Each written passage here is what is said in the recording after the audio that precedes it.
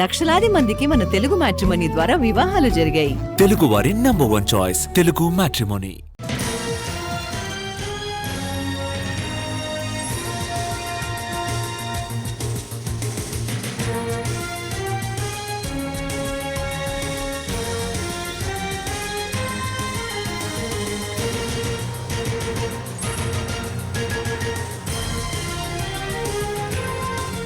Breaking news. Singayya మృతి కేసులో YS Jagan హైకోర్టులో దాఖలు చేసిన క్వాష్ పిటిషన్పై విచారణ మంగళవారానికి వాయిదా పడింది. అప్పటి వరకు తొందరపాటు చర్యలు తీసుకోవద్దని పోలీసులకు ఆదేశాలిచ్చింది హైకోర్టు. సింగయ్య మృతి కేసులో జగన్ A2గా ఉన్నారు. జగన్తో పాటు వైవి సుబ్బారెడ్డి, కేఎన్ఆర్, పేర్ని నాని, విడదల రజని కూడా క్వాష్ పిటిషన్లు వేశారు. ఈ 5 క్వాష్ పిటిషన్లపై విచారణ జరిగింది న్యాయస్థానంలో. ఇక సింగయ్య మృతి కేసులో వైఎస్ జగన్ హైకోర్టులో దాఖలు చేసిన క్వాష్ పిటిషన్పై విచారణ మంగళవారానికి వాయిదా పడింది. ఇక దీనికి సంబంధించి పూర్తి డీటెయిల్స్ మా ప్రతినిధి శ్రీకాంత్ విజయవాడ నుంచి లైవ్ లో అందించడానికి సిద్ధంగా ఉన్నారు. శ్రీకాంత్, చెప్పండి, జగన్ వేసిన క్వాష్ పిటిషన్ విచారణ మంగళవారానికి వాయిదా పడింది కదా. ఇప్పటికే ఆ రోజు నడిపిన వాహనాన్ని కూడా రవాణా శాఖ అధికారులు స్వాధీనం చేసుకున్నారు. ప్రస్తుతం ఉన్న అప్డేట్ ఏంటి ఈ కేసులో?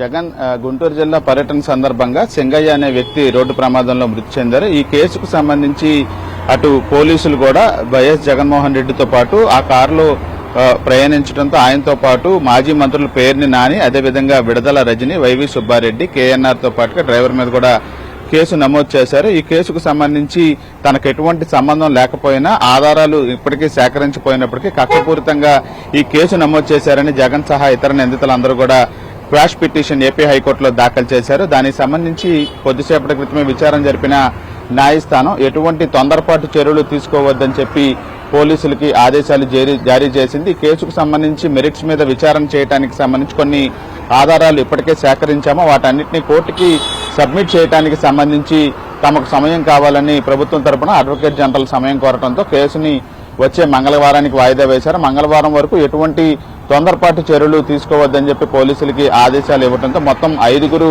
పిటిషన్లు కూడా న్యాయస్థానం మంగళవారానికి వాయిదా వేసింది. కేసుకు సంబంధించి రోడ్డు ప్రమాదం జరిగినప్పుడు డ్రైవర్ మీద కేసు నమోదు చేస్తారు తప్ప కారులో ప్రయాణించే వాళ్ళ మీద కేసు నమోదు చేయటం ఏంటని కూడా న్యాయమూర్తి సందర్భంగా ప్రశ్నించారు. ఈ సందర్భంగా ప్రభుత్వం కూడా పూర్తి స్థాయిలో జగన్ పర్యటనకు సంబంధించి కొన్ని పర్మిషన్ ఇచ్చే ముందే నిబంధనలు మేము పాటించాలని స్పష్టంగా చెప్పాము. కేవలం 3 వాహనాలను మాత్రమే అనుమతిస్తాము, అదేవిధంగా 100 మంది మాత్రమే రావాలని చెప్పినప్పటికీ కూడా పూర్తి స్థాయిలో వందలాది వాహనాలతో ఆ పర్యటనకు వచ్చారు, వేలాది మందితో ఆ పర్యటనకు వచ్చారని కూడా ప్రభుత్వం కూడా చెప్పే ప్రయత్నం చేసిన నేపథ్యంలో వచ్చే మంగళవారం వరకు అయితే జగన్ సహా ఇతర నిందితులకు ఎటువంటి చర్యలు తీసుకోకుండా ముందస్తు మధ్యంతరంగా ఈ ఉత్తర్వులు అయితే హైకోర్టు ఇచ్చింది. ఈ నేపథ్యంలో ఈ పిటిషన్లు అన్నింటి మీద వచ్చే మంగళవారం అయితే తదుపరి విచారణ జరగబోతాం.